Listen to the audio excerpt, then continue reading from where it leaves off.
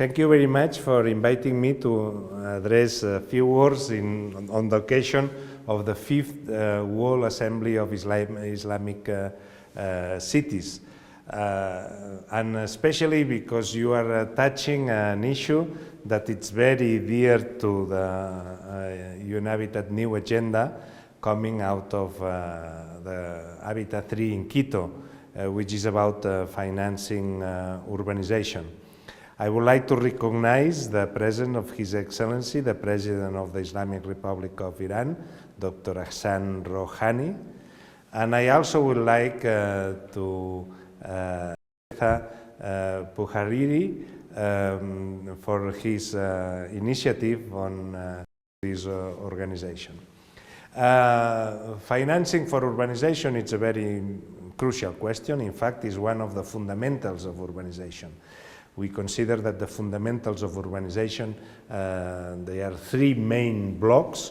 One is urban legislation, the other is urban physical planning, and the third, obviously, because in modern life we always need to think about the economy and how we pay things, and therefore how to finance urbanization, and also how we finance the working and running of a city.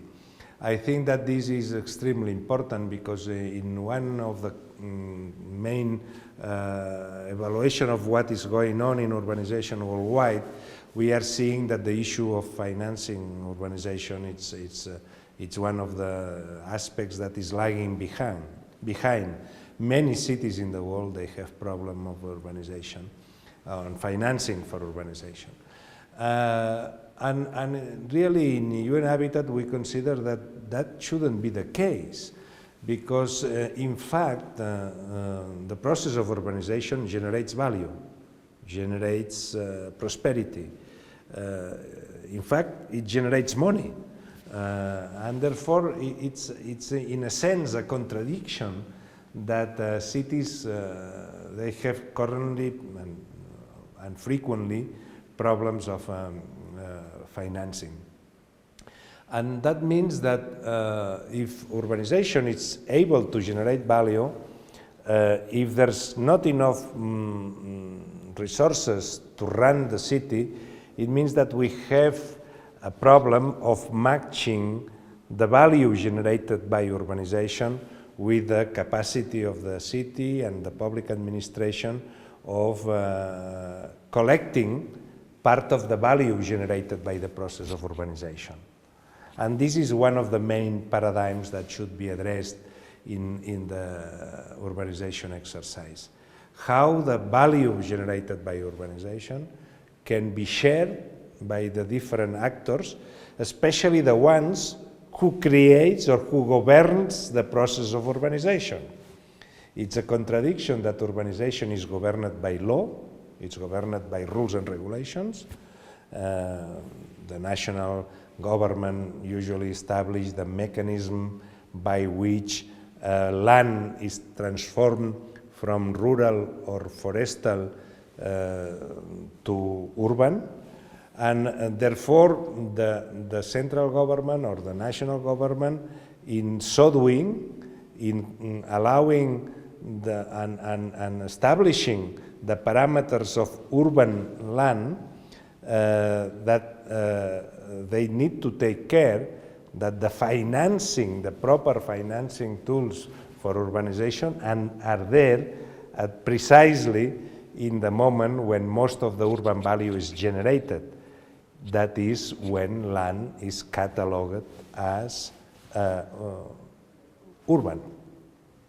If you own a piece of land and during the night your mayor is so generous to transform your rural land as urban land, you know that the price of this land multiplies by 10 at least. This is the mean average increase of value worldwide, to multiply by 10 the value of land. Once you move from rural or even forestal or natural, whatever, to urban. Therefore, in this wealth generation capacity is at that moment is where the tools should be put in place in order to share the value generated. If proper legal tools are not there, then all the value is captured by either the landowner or the urban developer, and there's no even the slightest share of the value captured by the local authority, which in fact is the one who has approved the urban plan. Then here we are in a contradiction. Then a proper urbanization process should not have problems of financing. Of course, that is easy to say and difficult to implement, but one needs to provide the political tools, because they are at the end political and thereafter legal tools that should be implemented in order to guarantee that the local authority has the sufficient funds to finance urbanization. If that is in place, then it's quite obvious that you can work on the basis of bankable projects. Financing for urbanization is not really a problem of financial resources. We all know that money in the world, there's plenty, even some say that there's too much money. But what is, and at the same time, we have huge demands of financing for infrastructure, urban projects, etc. And what we need is to match these two facts, the availability of resources and then the needs on the cities.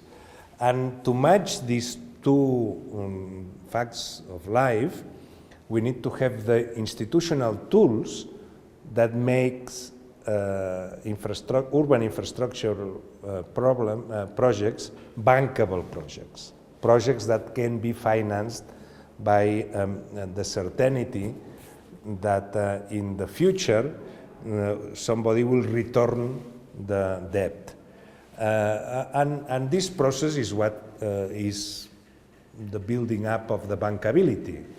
And I think that in order to address in a pragmatic manner this bankability process in urban projects, the tools in order to share the value generated by urbanization should be in place.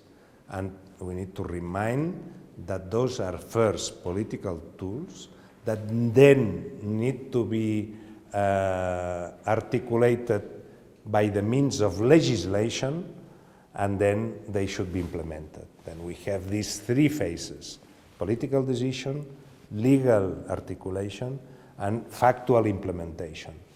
And through that, once one understands this dynamic, then the issue of financing of urbanization, it's clear. The path to address the problem of financing urbanization, it's clear.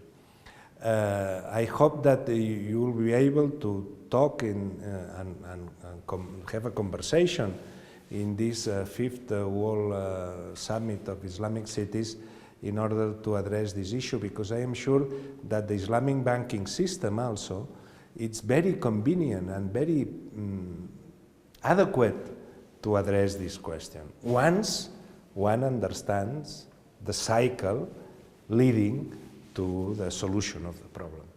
I hope that you will come with new ideas and ideas that can be spread around in order to address this fundamental problem. Thank you very much for your work.